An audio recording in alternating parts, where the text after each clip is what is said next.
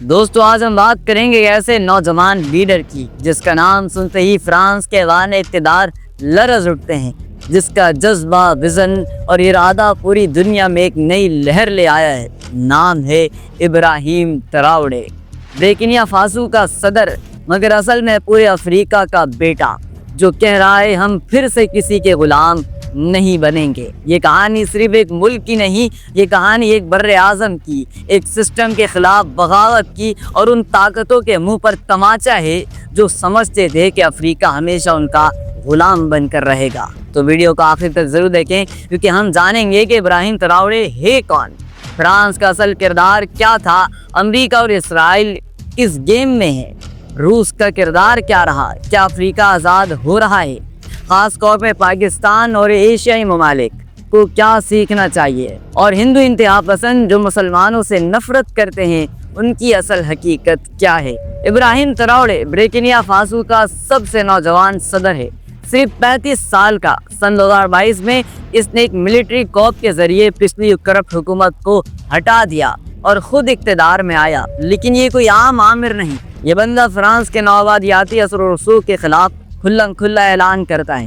اس کا مقصد ہے اپنے ملک کو واپس ان لوگوں کے ہاتھ میں دینا جو اصل میں اس کے مالک ہیں۔ برکینا فاسو کی عوام اس نے اپنا مشن بنایا ہے کہ وہ کسی بھی فورن پاور کو اپنے ملک میں مداخلت نہیں کرنے دے گا۔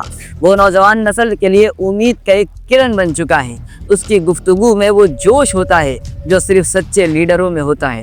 وہ جب بولتا ہے تو لگتا ہے کوئی صدیوں کا غلام جاگ گیا ہو۔ فرانس نے افریقہ میں کئی سالوں تک صرف لوٹ مار کی، قدرتی وسائل، سونا، یورینیم تیل، سب کچھ فرانس نے سستے داموں میں خریدا اور وہاں کے لوگوں کو بھوک سے مرنے دیا۔ برکینا فاسو بھی کیسی کالونی تھی۔ فرانس نے صرف وہاں پر ملٹری بیس نہیں بنائے بلکہ ایک پولیٹیکل سسٹم کو بھی اپنے حساب سے کنٹرول کیا۔ مقامی رہنماؤں کو خرید لیا گیا اور جو مزاحمت کرتا اسے یا تو قتل کر دیا جاتا یا ہٹا دیا جاتا۔ ابراہیم تراؤڑے نے پہلے یہ کام کیا کہ فرانس کی فوج کو نکال دیا۔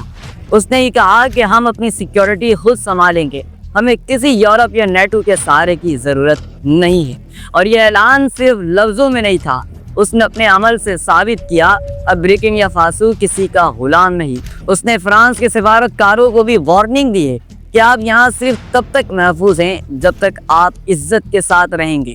اب یہاں پر بات آتی ہے امریکہ اور اسرائیل کی، اور یہاں پر کھیل اب مزید گندا ہو جاتا ہے۔ امریکہ اور اسرائیل بھی افریقہ میں اپنا اثر بڑھانے کی کوشش کر رہے ہیں، ٹیررزم کے نام پر اور دیگر پولیٹیکل ایکٹیویٹیز کے نام پر۔ برکینا فاسو میں ایکسٹریم گروپ بھی سرگرم ہے۔ امریکہ نے ڈرون اٹیکس اور ملٹری ایڈوائزر کو بھیجنے کی کوشش کی، لیکن تراؤڑے نے کہا کہ یہ ہماری جنگ ہے، ہم خود لڑیں گے۔ اسرائیل نے بھی انٹیلیجنس اور اسلحے کے ذریعے اپنا اثر بڑھانے کی اور وہاں پر ڈالنے کی کوشش کی، لیکن تراؤڑے نے واضح طور پر کہا کہ افریقہ کسی کی بیٹل فیلڈ کا حصہ نہیں بنے گا، ہم کسی کے غلام نہیں بنیں گے۔ اب یہاں پر ایک اور موڑ آتا ہے جب تراؤڑے نے ویسٹ سے اپنے تعلقات خراب کرنا شروع کیے، ختم کرنا شروع کیے، تو رشیا نے دوستی کا ہاتھ بڑھایا۔ ملٹری اپنی جتنی بھی اس کی ایکوپمنٹس تھی، ہتھیار تھی، ساری ان کو پیشکش کرنے کی کوشش کی۔ رشیا اور مغرب کے درمیان جاری جیو اسٹریٹجک کشمکش کا فائدہ افریقہ کو مل رہا ہے۔ رشیا نے کہا ہم تمہیں آزادی دلائیں گے لیکن اپنی شرائط پر نہیں، تمہاری مرضی پر۔ ابراہیم تراؤڑے صرف برکینا فاسو کا لیڈر نہیں، وہ افریقہ کے نئے مزاحمتی دور کا نشان بن چکا ہے۔ مالی، نائگر، چاڈ، کئی ممالک اب فرانس کے خلاف کھڑے ہو چکے ہیں۔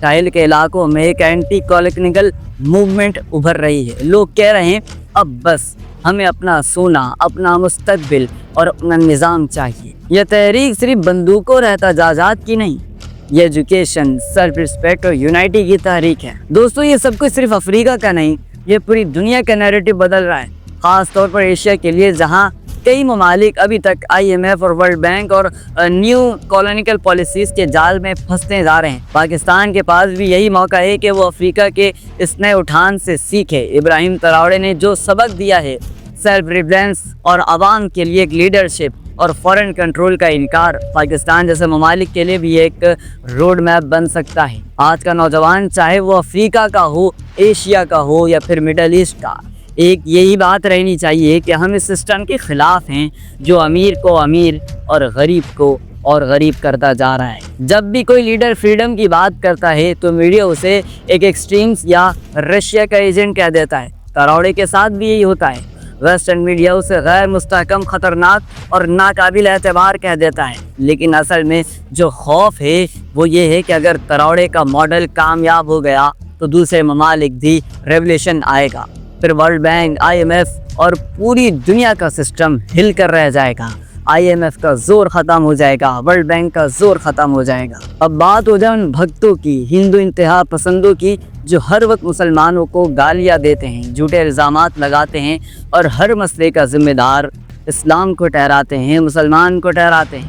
یہ وہی لوگ ہیں جب فرانس مسلمانوں کو نشانہ بناتا ہے تو خوشی مناتے ہیں، جب اسرائیل فلسطینیوں پر بم برساتا ہے تو مٹھائیاں بانٹتے ہیں، اور جب کوئی مسلم لیڈر ظلم کے خلاف آواز اٹھاتا ہے تو اسے ٹیررسٹ کہتے ہیں۔ یہ لوگ فریڈم کی نہیں بلکہ غلامی کی ذہنیت رکھتے ہیں۔ دنیا بدل رہی ہے اور نئے ہیروز ابھر رہے ہیں۔